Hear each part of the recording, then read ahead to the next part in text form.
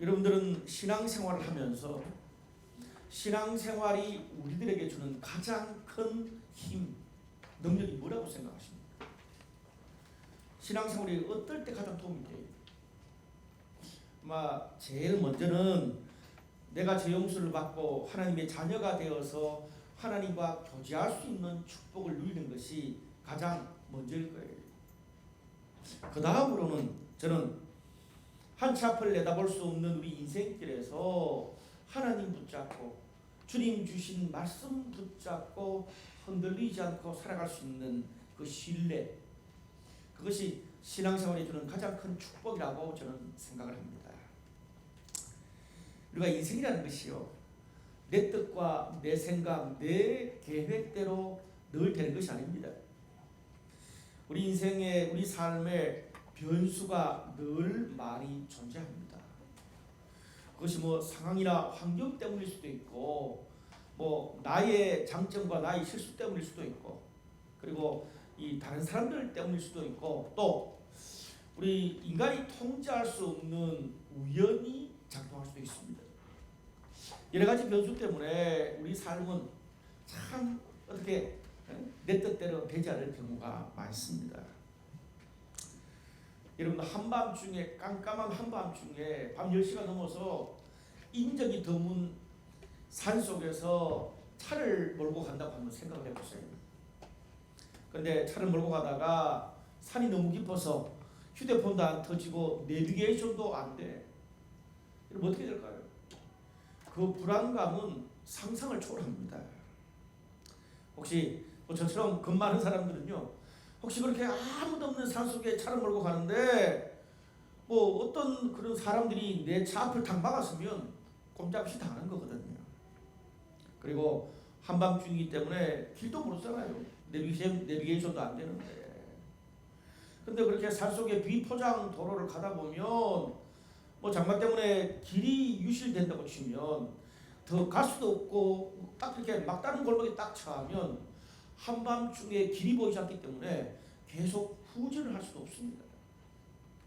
그냥 꼬박 거기서 밤을 새야 돼. 그때는요, 앞에서 그냥 확 지나가는 다람쥐 한 마리 움직임에도 등골이 오싹해집니다. 여러분, 그런 경험 해보신 적 있어요? 우리 성형제 그런 경험 있어요? 있군요. 저도 그런 경험이 있습니다. 한두 번 있습니다. 강야로 갔다가 제가 언젠가 과거에 설교 때 잠깐 말씀을 드릴 때가 있었는데, 한 40-50분을 그렇게 산속에서 내비게이션도 핸드폰도 안 터지고 헤맸어요. 정말 두렵더라고요. 차에도 크게 틀어놓고, 그리고 이렇게 옆에 문도 다 잠가놓고 기도하면서 그렇게 길을 헤맸던 적이 있습니다. 그러다가 다시 내비게이션이 딱 터지니까 얼마나 감사하지. 두려움과 불안이 단번에 날아가더라고요. 아니, 이거 내비게이션 하나가 뭐라고 내 마음이 이렇게 달라질까, 이렇게 안정감을 가질까, 그런 생각이 문득 들었습니다. 그때 제가 그 상을 쭉 보내면서, 내가 이렇게 산속에서 내비게이션 하나를 이렇게 믿는 마음으로 하나님을 신뢰하고 인생을 살았다면 내 삶이 얼마나 더 행복하고 더 변화될 수 있었을까, 그런 생각이 들었습니다. 저는 그때 아마 평생 잊지 못할 것 같아요. 제 신앙생활에 하나님과의 관계 가운데 큰 통찰력을 얻는 계기가 됐습니다. 여러분, 우리가요, 아무리 깊은 산속이라도 내비게이션이 되면 한 번도 가보지 않는 그 길도 편안하게 갈 수 있습니다. 저는 우리 인생도 마찬가지라고 생각합니다.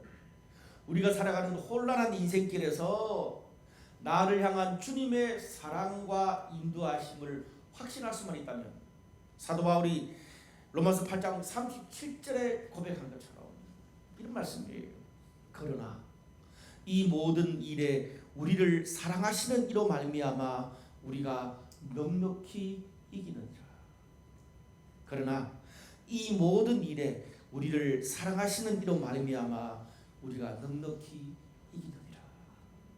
오늘 이 말씀이 저와 여러분을 인도하는 말씀이 되기를 주님 이름으로 축복합니다.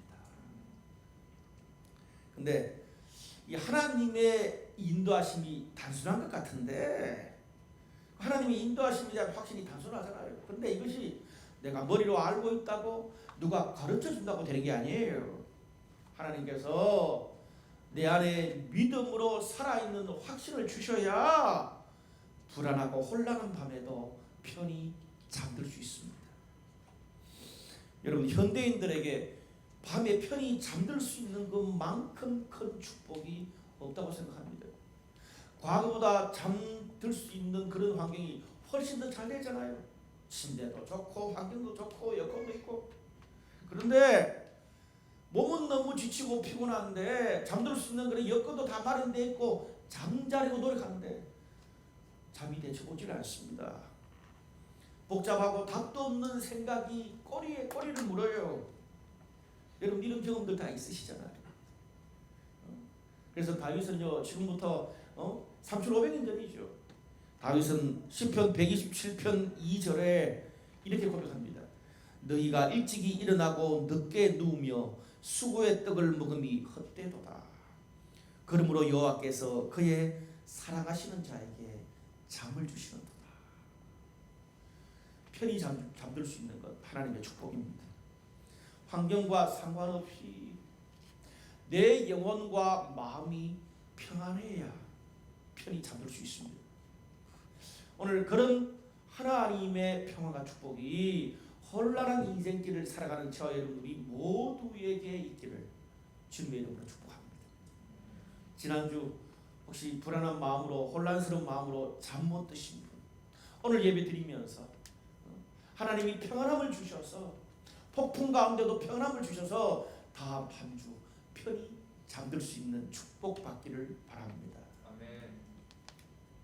오늘 우리가 이 본문을 살펴보기 전에 여기 나오는 주인공인 사도 바울이 나오는데, 사도 바울의 인생을 크게 한 세 가지 정도로 먼저 정리하고 넘어가는 게 좋을 것 같아요.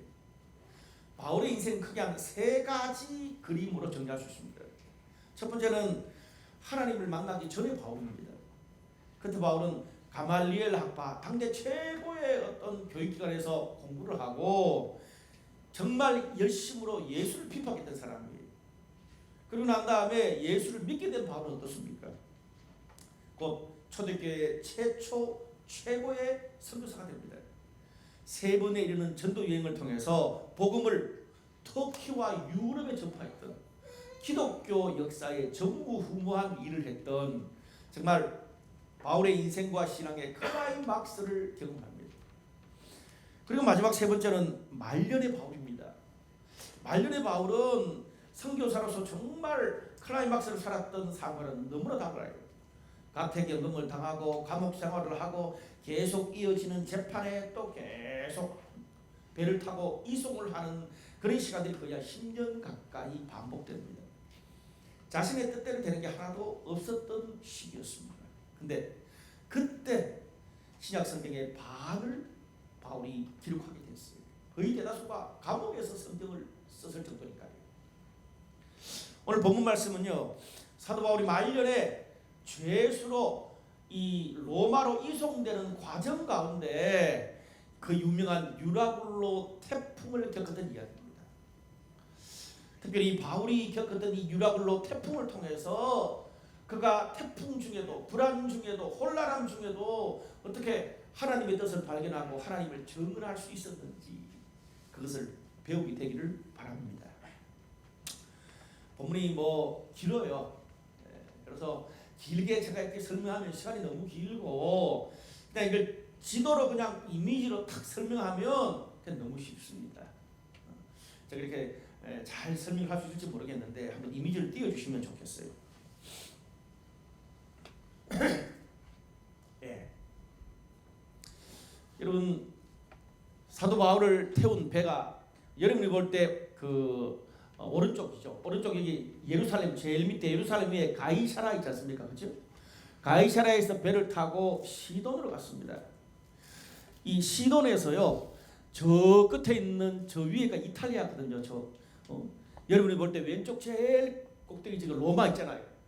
그러니까 로마로 가려면 그냥 시돈에서 바로 그냥 지중해 중간으로 거쳐서 쭉 올라가는 게 빨리 갈 수 있어요. 근데 오늘 성경에 보니까 뭐예요? 맞바람이 너무 심하다 그랬어요. 제가 이쪽을 배를 타고 한번 여행 간 적이 있습니다. 유라굴로는 아닌데 정말 제가 너무 배가 흔들려서 정말 제 인생의 최고 배멀리를 해본 적이 있던 길이 이 길이에요. 참 쉽지 않더라고요. 그러다 보니까 바로 못 가고 시돈에서 어떻게 구부로를 해서 저 위로 무라에 도착합니다. 이것도 정말 맞바람 때문에 겨우겨우 갔어요. 근데 거기서 또 그냥 바로 가도 되는데 어떻게 해요? 안 되니까 또 간신히 저 위에 있는 니도라는 곳에 도착합니다. 저기서 배를 갈아타요. 배를 갈아타고 저기서 그냥 바로 이 그레데 섬과 갱그레 사이로 그냥 가면 되는데 어떻게 해요? 워낙 바람이 세게 불어가지고 이 여기에 보면 그레데 섬의 살모네에 도착합니다. 도착하다가 겨우에서 중간에 미항이라는 곳에 도착을 했어요. 이게 오늘 뭐 1절에서 거의 8절까지 이야기입니다. 심플하죠. 결국은 여기까지 오는데 빠른 길로 오지 못하고 너무 돌아서 이 그레데 섬의 미항까지 온 겁니다. 이미 이 로마로 가는 많은 시간을 초과해 버렸어요. 둘러갔기 때문에. 그러다 보니까 계속 항해를 하는 위태로운 시기가 된 거예요. 왜냐하면 그 지역에는 겨울에는 풍랑이 너무 심해가지고 배가 항해할 수가 없습니다. 그래서 10절과 11절을 보니까 바울이 이런 말을 합니다. 말하되 여러분이여 내가 보니 이번 항해가 하물과 배만 아니라 우리의 생명에도 타격과 많은 손해를 끼치리라 하되 백부장이 선장과 선주의 말을 바울의 말보다 더 믿더라. 바울이 미항이죠. 미항 여기서 그냥 겨울을 지내자라고 말하는 거예요. 겨울 지나고 난 다음에 좀 이렇게 파도가 잔잔해질 때 로마로 가자고 얘기한 거예요. 미항에서. 근데 사람들이 뭡니까? 여기서 또 중간에 그 가우다 바로 위에 미항에서 여러분 왼쪽으로 조금만 가면 베닉스라는 곳이 있잖아요. 그렇죠? 얼마 안 걸려요. 근데 조금만 가면 했단 말이에요. 근데 이 미항보다는 베닉스라는 저 항구가 이 여건이나 모든 부분에 있어서 한겨울을 지나기가 훨씬 더 여건이 좋아요. 이 사람들이 가까우니까 저기 가서 겨울을 보내자. 바로는 안 된다. 위험하다. 그래서 사람들이 뭐예요? 저 정도 가까이 미항에서 베닉스 저 정도 가까이 가는데 무슨 큰일이 있겠냐고. 좀 파도가 잔잔할 때 빨리 가면 되지 않겠냐고. 뭐 하루나 이틀 정도. 충분히 그렇게 생각할 수 있잖아요. 몇 달 겨울을 보내야 되는데 그 항구가 뭐 여건이 좀 얼마나 사람들한테 중요해요. 그래서 파도가 없는 바다가 잔잔할 때 많은 사람들이 그렇게 하자고 그냥 그렇게 다수결로 밀어붙인 거예요. 그게 보니까 이 백부장이 이 전체 지휘권을 가지고 있는 백부장이 배의 선장과 선주들의 말을 더 신뢰했다 그래요. 그래서 베닉스로 가려고 그랬는데 조금 가다가 폭풍을 만나버린 거예요. 조금 가다가 그냥 한 반 정도 가다가 폭풍을 만나가지고 이렇게 여러분 막 이렇게 폭풍 치는 그림 있잖아요. 그냥 저기서 그냥 배가 자초가 돼서 그냥 왔다리 갔다리 덧도 없이 그냥 막 떠다니는 거예요. 유라굴로 태풍을 만난 거죠. 저 지역은 전 세계적으로도 이 태풍이 돌출하는 곳으로 유명한 지역입니다. 며칠 동안 난파가 됐습니다. 성경에 보니까 선원들이 그 모든 짐도 바다에 다 버리고 배의 기구들 최소한의 기구 빼고 아예 다 버렸어요. 목숨만 부지해야 되니까. 20절에 보니까 그 배의 상황을 이야기하고 있습니다. 여러 날 동안 해도 별도 보이지 아니하고 큰 풍랑이 그대로 있음에 구원의 여망마저 없어졌더라. 살 소망 자체를 사람들이 다 잃은 거예요. 그냥 모든 걸 바다에 다 던져버렸어요. 목숨보다 귀한 게 없잖아요.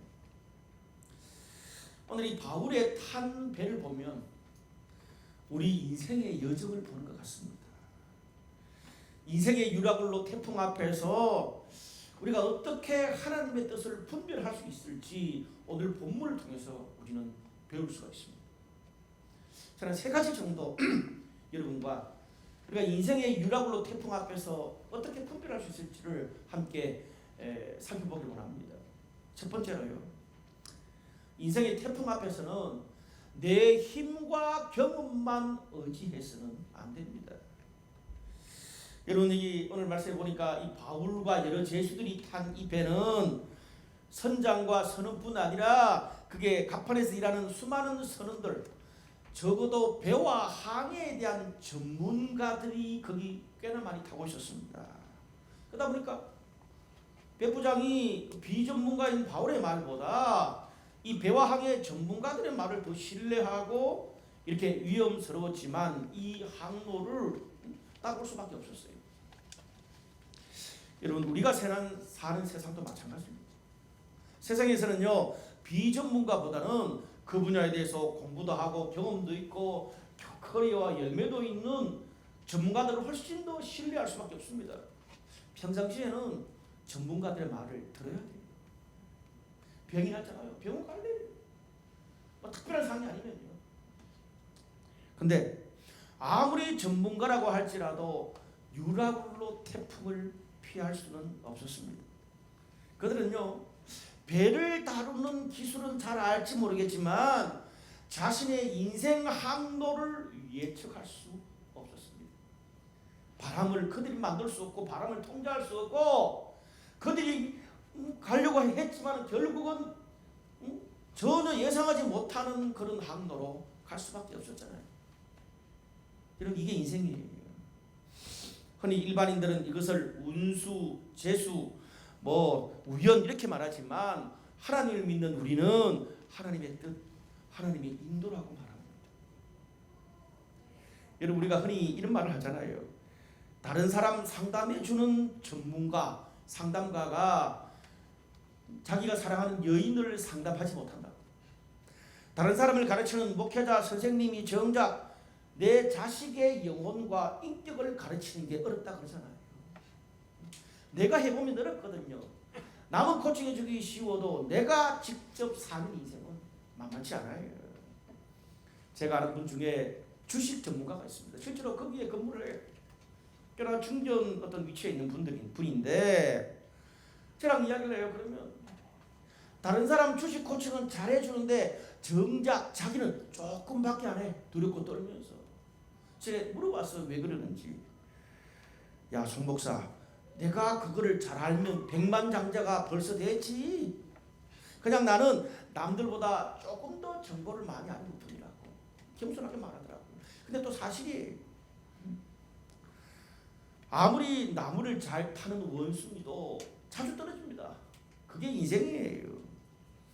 내 힘과 경험치만 의지해서는 언제 불어닥칠지 모르는 유라굴로 태풍을 피할 수가 없습니다. 오늘 본문의 선원들처럼 평생 내 인생의 배에 쌓아두었던 짐과 기구들을 단순한 어떤 단순간에 바다에 다 버리게 될 수도 있습니다. 우리가 내 지혜, 내 능력으로만 살지 말고 하나님의 뜻과 하나님의 인도를 받아야 되는 이유가 여기 있습니다. 저는 최근에 우리 앞에 펼쳐진 지금 이 시기가 가장 하나님의 뜻과 인도를 받아야 된다고 생각합니다. 요즘 제일 많이 듣는 이야기가 기회를 선점해야 된다, 그런 말을 해요. 이런 시기에는 언택트 시대에는 기회를 선점해야 된다. 근데 제가 얼마 전에 전문가랑 이야기해 봤거든요. 그 기회 선점하는 것도 1000명, 10,000명 중에 겨우 1명 성공할까 말까라는 거예요. 그 기회 선점하는 것이 성공을 보장할 수도 없고 어떻게 될지 모르잖아요. 평범한 저와 여러분 일반인들은 이럴 때일수록 하나님의 인도하심, 하나님의 뜻을 분별하면서 살아가는 저와 여러분 되시기를 주님의 이름으로 축복합니다. 아멘. 두 번째로, 혼란한 상황 속에서 지혜롭게 대처하는 법을 배워야 됩니다. 여러분, 가만히 생각해 보면 내 인생을 내가 사는 것 같은데 내 인생의 주도권을 늘 내가 쥐고 있는 것만은 아니더라고요. 오늘 바울의 상을 한번 보세요. 분명 바울이 이 그레데 섬에서 이렇게 베닉스로 가는 거 항해하기 전에 위험할 거라고 경고를 했습니다. 근데 백부장이 누구의 말을 더 들었어요?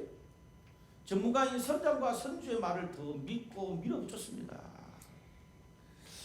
여러분 뭐 나중에 지나가서 이렇게 말하는 거지만 누구라도 그거 당연한 것 같아요. 제가 아마 백부장이라 그래도 뭐 전문가가 아닌 선교사인 그 바울보다는 전문가들 선장과 선주 이야기를 들었을 것 같아요. 특별히 바울이 유명한 선교사긴 하지만 이 로마 시민권자라서 지금 제수로 이동되지만 로마 시민권자라서 좀 자유롭게 이동을 합니다. 비교적. 그렇지만 여전히 제수의 신분이에요. 이게 뭐 백부장이나 선장처럼 배의 항로를 결정할 수 있는 사람도 아니고 또 배를 잘 아는 내부자도 아닙니다. 내 생각은 말할 수 있을지 몰라도 그냥 그것에 대해 그 상황에 대해서 내가 뭐 이렇게 훈수는 들을 수 있을지 몰라도 그 결정권자들이 받아들이지 않으면 그냥 따라갈 수밖에 없어요. 이 배의 운명이 바울의 운명이에요. 이 결정권자들이 한 그 결정의 모든 결과가 바울이 올곧이 다 감내할 수밖에 없는 거예요. 여러분 우리 인생도 내가 결정하고 책임져야 되는 그런 부분이 많지만 우리가 돌아보면 많은 부분에서 다른 사람들에 의해서 내가 속한 조직이나 공동체의 결정에 따라서 나의 시간, 에너지, 삶, 사는 거, 비전도 왔다 갔다 하고 영향을 받을 때가 굉장히 많습니다. 그렇잖아요. 가정, 직장, 교회, 나라도 마찬가지입니다. 세상에 나 혼자 열심히 잘 산다고 가정과 직장과 이 교회와 나라가 잘 돌아가는 게 아니에요. 그 공동체와 조직 안에 있는 사람들이 함께 협력해야 공동체가 잘 돌아갈 수 있는 거예요. 그 부분에 있어서 바울은 좋은 모델을 우리들에게 제시합니다. 아까 제가 10절 말씀에 여기 있는 결정권자들이 환경도 좋은 가까운 베닉스로 얼마 떨어져 있지 않으니까 베닉스로 떠나려고 할 때 항해가 치명적이 될 수 있다고 바울이 경고를 합니다. 근데 만약 바울이 나는 죄수고 내 신분에서 뭘 그런 이야기를 괜히 했다가 요거도 먹을까 그렇게 생각했다면 입을 다물고 있었다면 어떻게 됐겠어요? 바로 그렇게 입을 다물고 있지 않았습니다. 지혜롭게 말을 건넸어요. 여러분 이게 왜 중요합니까? 자신의 의사 표현 분명히 물었겠죠, 그죠? 죄수라도 로마 시민권자고 워낙 유명한 선교사니까. 그래서 물었을 때 바울이 그렇게 자신의 어떤 뜻을 분명히 제시를 했기 때문에 나중에 그 상황이 바울의 말처럼 됐을 때 바울이 영향을 미칠 수 있는 기회가 찾아올 수 있었던 것이에요. 이게 참 중요해요. 여러분 요즘 같은 세상은요, 뭐 제가 청년 시절에 좀 심했습니다. 뭐 이 사람들 여러 사람들이 있을 때 자기 의견을 막 이야기하면 그냥 바로 카운트 펀치가 날라오고 욕을 얻어먹을 때가 많았습니다. 근데 요즘은 자기 PR 시대입니다. 요즘 같은 세상에 무조건 끝까지 입만 무조건 다물고 있으면 안 돼요. 아예 그렇게 살다가는 끝까지 기회가 찾아오지 않을 수도 있고 내 인생과 삶을 늘 다른 사람이 결정하고 좌지우지하면서 내가 거기 끌려만 다니다가 종칠 수도 있습니다. 그러면서 내 삶은 왜 이럴까? 그렇게 후회하는 분들이 계십니까? 혹시 그런 분들이 있다면 자기의 주장과 의견을 지혜롭게 말하는 법을 배워야 합니다. 혹시 내가 지혜롭게 말했는데 당장 받아들이지 않더라도 나중에 상황이 내가 말하는 것처럼 됐을 때 나에게 기회가 찾아올 수 있습니다. 여러분 말하지 않으면 의견을 제시하지 않으면 기회도 찾아오지 않습니다. 근데 또 하나 이 바울이 지혜로운 거는요, 자신의 의견을 충분히 말하고 난 다음에 그 다음에 안 받아들이시니까 그냥 결정권자들이 하는 대로 따라가요. 아니 뭐 죄수니까 프리하지만 죄수니까 그럴 수밖에 없잖아요. 근데 유라굴로 태풍이 일어나니까 바울이 자기 예상대로 됐잖아요. 얼마나 답답했겠어요. 진작 좀 내 말을 듣지. 하나님이 나한테 나타나셔서까지 이야기했는데 내가 그렇게 간곡하게 부탁했는데 그 말을 안 들어. 여러분 우리도 그럴 때 있잖아요. 회사에서, 가정에서, 교회에서 부장님, 부모님, 목사님, 여보, 친구야 내 말 좀 들으라고 그렇게 간곡하게 부탁했는데 그 말 안 듣고 공동체 전체가 어려움에 처하는 그런 상황이 있을 수 있잖아요. 근데 여러분 가만히 생각해 보면 내 말이 바울의 말처럼 맞을 때도 있지만 틀릴 때가 더 많아요. 우리가 인간이기 때문에. 또 하나는요, 뒤에서 후수 뜨고 말하는 건 쉽지만 내가 정작 백부장이 되고 내가 정작 선장과 선조가 돼서 그 배를 항로를 결정하면 오히려 더 못할 때도 많다고요. 이게 우리 인생의 변수잖아요. 또 유라굴로 태풍과 관련해서는 하나님께서 바울에게 말씀해 주셨으니까 바울의 말이 다 맞아떨어집니다.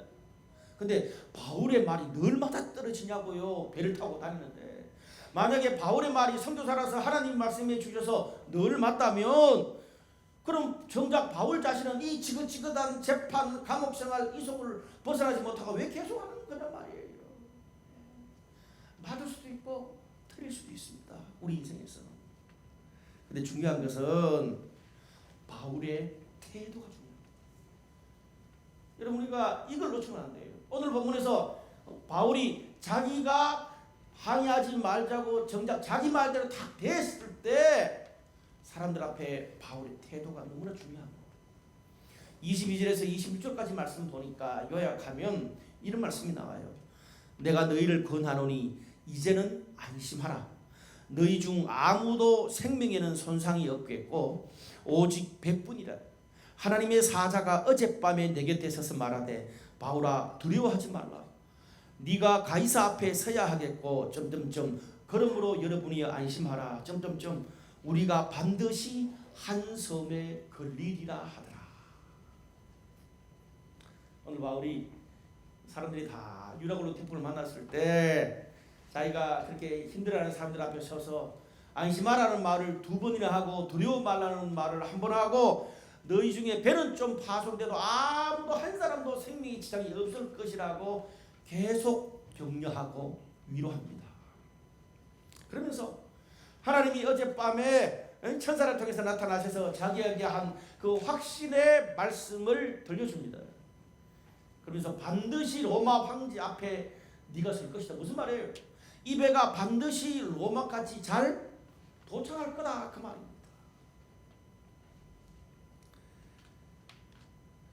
내 말 안 들었다고 봐라.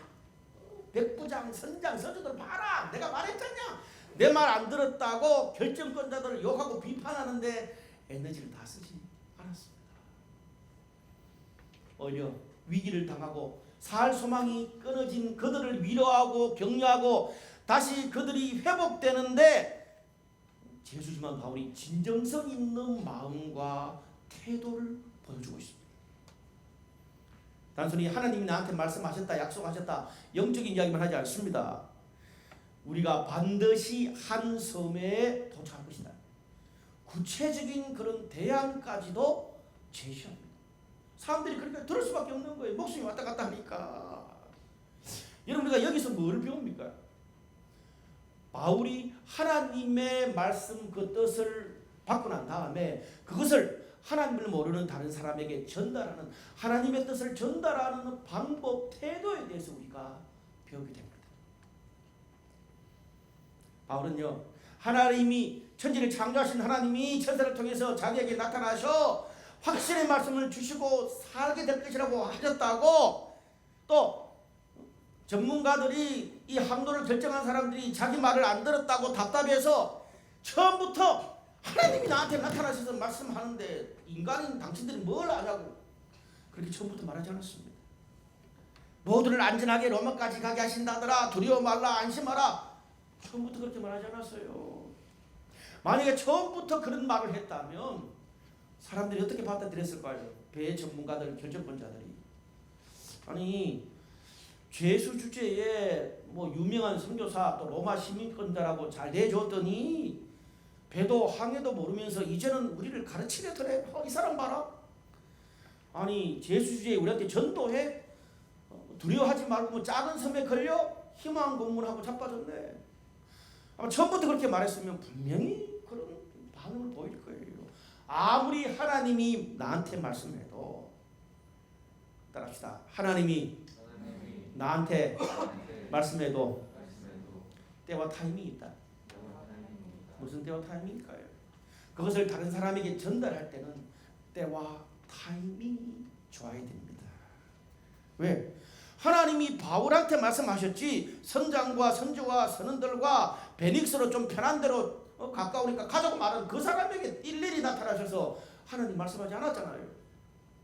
그러니까 바울이 하나님의 뜻을, 하나님의 말씀을 듣고 깨달았을지라도 이제 자기가 그거를 알았으니까 그거를 소화해서 하나님을 모르는 다른 사람들에게 전달할 하는 그 방법, 태도, 타이밍은 나의 몫이에요.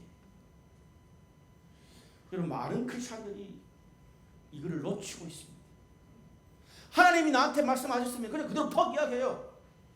여러분, 다른 사람들도 그걸 하나님의 말씀으로 받아들이는데 시간이 필요하고 시행착오가 필요하고 그게 필요하잖아요. 그것도 없이. 아니, 재주는 곰이 넘고 돈은 왕서방이 받는다라는 속담이 있습니다. 재주는 곰이 넘고 돈은 왕서방이 받는데, 재주만 넘고 고생만 하는 사람 입장에서는 왕서방 같은 사람은 어떤 사람입니까? 자기 것만 챙기고 자기 유익에 약삭 빠른 그런 사람이에요. 저도 젊을 때는 이런 생각 참 많이 했습니다. 우리 주변에 그런 사람들 있잖아요. 평상시에 가만히 있으면서 자기 유익 있을 때마다 나타나서 싹 그런 사람 있잖아요. 근데 제가 목회를 40년 가까이 해보니까 또 다른 측면도 있더라고요. 간혹 재주만 많은 사람들의 경우에 재주만 넘고 고생만 하다가 다른 사람들과 갈등만 겪다가 떠나는 케이스를 꽤나 많이 봤습니다. 문제는 그게 다른 곳에서도 반복돼요. 안타깝더라고요. 근데 왕서방은 이기적이기는 한데 가는 데마다 인정을 받아요. 왜 그럴까? 제가 왕서방 같은 사람이라기보다는 제가 재주를 넘는 곰 같은 사람이었어요. 그러다 보니까 늘 그게 궁금했어요. 억울하기도 하고. 근데 재주만 생각하고 정말 열심히 일하는 사람들이 보면 간혹 정말 재주도 많고 열심히 일을 하는데 배의 항로를 결정하는 중요한 사람들과 관계를 못해요. 다른 사람이 이런 말을 하면 어떤 생각을 할까 생각도 못하고요. 뱉어야 될 말 뱉지 말아야 될 말 구별도 못하고 수 틀리면 던져버리고 나오고요. 정말 중요한 그 과정에 있는 사람들과 관계가 깨져요. 그러다 보니까 정작 내가 그런 그 사람들의 도움이 필요할 때 관계가 깨져 있으니까 내가 도움을 못 받는 거예요. 나는 정의롭고 나는 바른 말을 하고 나는 하나님의 뜻을 잘 전달했는데 사람들이 나를 왜 인정해 주지 않지? 왜 그럴까요? 그래서 그 사람 말이 다 맞고 함께 하고 싶어도 언제 또 그렇게 될지 불안해서 그 사람과 함께 일하려고 하지 않는 거예요. 분명히 내가 고생도 훨씬 많이 했는데 가정 반납하고 일했는데 사람들이 결정적일 때는 열심히 고생한 나보다는 나보다 능력도 못한 왕서방을 쓰더라고요. 혼란스럽죠. 밤이 잠이 안 와요. 이런 게 쌓이니까 세상에 대해서 이런 거를 분노가 막 생기더라고요. 제가 왜 이렇게 잘하는 줄 아세요? 제 고백이거든. 여러분, 제가 젊은 시절에 가정 반납하고 정말 열심히 목회했습니다. 제가 그 교회를 떠나고 난 다음에 한 3사람 정도가 제 일을 할 정도로 열심히 살게 했어요. 근데 문제가 뭔지 아세요? 열심히 일하면 할수록 자꾸 적이 더 많이 생기는 거예요. 사람들이 왜 나의 열심과 나의 이 진정성과 이 능력을 몰라줄까 참 답답했어요. 근데 제가 그 교회에서만 그런 게 아니고 돌아보면 그 이전의 교회에서도 그랬어요. 사람들이 왜 나를 인정하지 않고 나의 열심을 몰라줄까 생각했는데, 저랑 오랫동안 같이 일했던 그 장로님 한 분이 정말 조심스럽게, 목사님 목사님 이런 억울함이 있으시죠. 그 누구보다도 열심히 일했는데 영광은 남이 받고 제가 정말 몇 시간 동안 이야기하고 그 문제 가지고 진짜 오랫동안 같이 대화를 나누고 코칭을 받고 제가 그분 따라서 한번 바꿔보기로 하고 제 태도를 바꾸기 시작했어요. 심플하게 말하면 뭡니까? 나한테 바르고 정의로운 내용은 있어. 하나님의 뜻에 내용은 있는데 거기에 걸맞는 태도와 타이밍이 없어요. 내 생각과 다른 사람을 존중하고 언제 말해야 되고 언제 침묵해야 되고 언제 앞장서야 될지를 몰라. 저한테 그게 없었던 거예요. 여러분, 말하는 방법, 태도, 타이밍을 아는 것도 능력입니다. 제가 그게 안 돼가지고요, 정말 열심히 일해놓고 요거도 먹고 너무나 많은 숱한 밤을 잠 못 자고 혼란에 빠져들었습니다. 제가 그 장로님과 함께 이 부분들을 하나씩 정리해가면서 한 2년 제가 집중적으로 훈련했던 것 같아요. 근데 놀라운 것은 그러면서 제 삶과 목회에 반복되는 수많은 혼란스러운 문제들이 정말 많이 정리됐어요. 저는 그걸 보면서 어떤 생각을 했냐면, 아니 별것 아닌 이런 말, 태도 이런 것 하나 때문에 이렇게 중요하나? 사람들이 나를 보는 시각이. 사람들이 송창건 목사 많이 바뀌었다 그래요. 근데 제가 그런 숱한 시행착오와 경험을 딱 하고 나니까 다른 사람과 함께 살아가는 세상에서 이게 얼마나 중요한지, 하나님의 뜻도 중요하지만 그 하나님의 뜻을 전달할 수 있는 방법, 태도, 타이밍이 중요하구나. 여러분, 우리 삶에 일어나는 수많은 혼란함, 내가 하나님 뜻을 실천하고 그렇게 내가 열심히 살았는데 왜 이렇게 꼬이고 이렇게 그게 열매도 없고 이런 어려움이 많은 거예요. 오늘 바울이 했던 것처럼 과연 우리는 하나님의 뜻을 어떻게 잘 전달하고 있는지, 정말 우리 삶을 잘 통제하면서 절제하면서 날마다 그런 것들을 지혜롭게 잘 결제하는지를 점검해 보시기를 바랍니다. 여러분, 재주 넘는 곰이 돈을 얻으려면 왕서방의 태도와 타이밍을 배워야 되고요. 능력 있는 왕서방이 사람들의 존경을 받으려면 재주 넘는 곰의 이타적인 열정과 주판을 두드리지 않는 헌신을 배워야 됩니다. 하나님의 사명과 뜻을 전달하는 법을 바로 알아야 돼. 그러면 우리 삶에 열심히 해놓고 혼란에 빠지는 그런 일들이 정말 저처럼 많이 줄어들게 될 줄로 믿습니다. 말씀의 결론을 맺을게요. 오늘 본문에 보니까 유라굴로 태풍이 딱 찾아오니까 평생 뱃사람으로 살았던 전문가들이 그 배에 있는 짐과 많은 기구들을 다 버리고 구원의 소망까지 다 끊어졌다고 말하잖아요. 무슨 말이에요? 오직 배만 생각했던 사람들은 태풍이 찾아와서 배가 부서지기 시작하면 혼란과 두려움으로 인생이 다 끝난 것 같은 느낌을 받아요. 그렇잖아요. 이 사람들 머릿속에는 배밖에 없는데, 자나깨나 배밖에 없는데, 내가 거기 전문가인데 그렇게 내가 20년 30년 그렇게 커리어를 쌓고 그것으로 내가 잔뼈가 묵었는데, 그런 사람들한테 폭풍이 찾아와서 그 배를 부서지고 이를 아치면 모든 게 다 사라질 것 같은 거예요. 근데 그에 비해서 바울은 어떻습니까? 어떤 면에서 그들보다 전문가도 아닙니다. 그 배의 항로를 결정하는 결정권자도 아니고 배를 운전할 수 있는 전문가나 거기 내부자도 아니에요. 그냥 죄수의 몸으로 그 사람들이 결정하면 거기에 따라서 배의 운명과 같이 나도 내 운명이 결정될 수밖에 없는 죄수 바울입니다. 자기가 할 수 있는 게 아무것도 없어요. 얼마나 답답했겠어요. 요즘 살아가는 우리들처럼. 근데 그런 바울이 오히려 그 상황에서 다른 사람을 위로하고 격려하고 하나님의 살아계심을 정언하고 있습니다. 오늘 23절에서 25절까지 말씀. 제가 지난주 설교하면서 이 말씀 묵상하면서 제가 개인적으로 너무 좋았어요. 여러분 지금 폭풍이 불고 있는 밤이에요. 다 죽겠다고 다 짐하고 기구를 다 버리고 있는 그런 난리통에 바로 뭐라 그래요?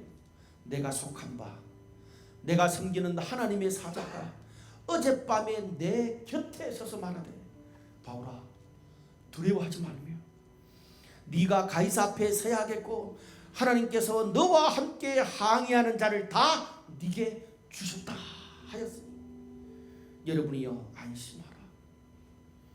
나는 내게 말씀하신 그대로 되리라고 하나님을 믿노라. 배 항로의 결정권자인 백부장 선장이 아니에요. 배가 침몰하면 같이 그냥 따라 죽는 재수가 이런 말을 하는 거예요. 이 놀라운 확신. 유라굴로 태풍이 일어나서 난리가 나고 모두가 다친 자신 거를 다 버리고 죽겠다고 살 소망이 없다고 난리를 떠는 잠 못 이루는 밤에 바울은 하나님의 천사가 바울 곁에 서서 말씀을 주십니다. 태풍 속에서 말씀을 주세요. 바울아 두려워 말라. 네가 로마 황제 앞에 서야겠고 너와 함께 항의하는 자들을 다 네 손에 붙여 줄 것이다. 그렇지 않습니까? 여기에 무슨 해석이 필요합니까? 태풍 중에 비록 배는 자초할 것 같고 흔들거리는데 내가 붙잡을 하나님의 말씀이 있고 나에게 주신 사명을 이루고 사람들을 얻는 기회가 될 것이라고 하나님께서 분명하게 사도 바울에게 확신을 주셨습니다. 바울이 뭐라 그래요? 내가 그 하나님을 믿노라. 태풍 중에. 여러분 전 아까 우리 이성준 목사님이 마지막 찬양 이렇게 우리 강은 형제가 딱 부를 때 그 가사 하나가 너무 와닿더라고요. 불안한 내 삶 속에도 하나님이 약속을 이루신다. 따라할까요? 불안한 내 삶 속에도 유라굴로 태풍 속에도 나를 향한 하나님이 약속을 이루신다. 오늘 이 말씀이 사도 바울을 향한 말씀일 뿐 아니라 저와 여러분을 향한 말씀이 되시기를 주님의 이름으로 축복합니다. 나도 그 하나님을 믿습니다. 다른 사람들은 모든 것을 잃었다고 하는 잠 못 이루는 밤이 오히려 바울에게는 하나님의 음성을 듣는 밤, 하나님의 사명을 이루는 밤이 될 수 있었습니다. 결국 태풍의 문제가 아닙니다. 태풍의 문제가 아니고 그 태풍 속에도 내가 하나님의 음성을 들을 수 있느냐 없느냐의 문제입니다. 여러분 배가 부서졌다고 그 항해하는 사람들은 배가 부서지면 끝나지만 바울은 그게 끝이 아니에요. 배가 부서졌다고 내가 이룰 사명이 없어지는 게 아니고 하나님의 뜻과 일하심을 전할 사람이 없어지는 게 아니에요. 그들이 왜 살 수만이 없다 그럽니까? 오르디 자나깨나 배에 대한 관심밖에 없으니까 그게 사라지면 나는 죽는다는 거예요.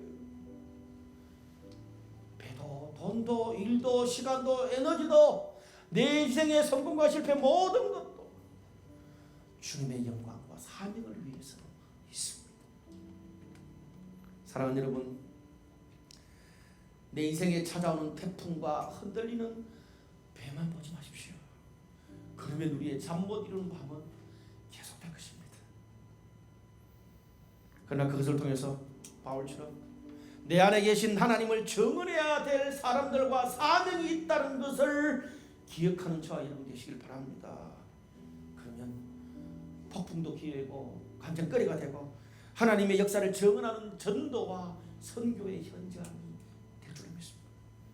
우리 인생의 최고의 역전의 장소가 될 것입니다. 오늘 그런 하나님의 역사가 저와 여러분 우리 모두에게 그런 기적이 있기를 주님의 이름으로 축복합니다. 기도하시겠습니다. 하나님 아버지, 오늘도 우리 인생의 유라굴로 태풍 가운데서 우리가 어떻게 해야 되는지 알게 주신 것 감사합니다. 우리가 인생을 살 때 전문적인 능력, 커리어 여러 가지 수많은 것들이 필요하지만 때때로 우리의 능력을 넘어가는 그런 상황이 찾아올 때가 너무나 많습니다. 하나님 우리 힘과 능력으로만 살지 않고 주님 뜻과 하나님의 인도, 하나님 말씀 붙들고 살아갈 수 있도록 인도해 주시옵소서. 하나님의 뜻과 바른 것, 정의로운 것 그것을 알았을 때에 방법과 태도와 타이밍도 능력인 줄 알고 우리가 지혜롭게 사람들에게 전달해서 우리가 뿌린 열매는 많지만 열매를 거둘 수 없는 사람 되지 말게 하시고 뿌린 대로 열매를 거둘 수 있는 그런 지혜와 태도를 배우게 하시옵소서. 하나님, 우리 인생의 배들이 얼마나 중요한지 모릅니다. 우리의 전문적인 것이 얼마나 중요한지 모릅니다. 근데 그것이 다 가님을 우리가 합니다.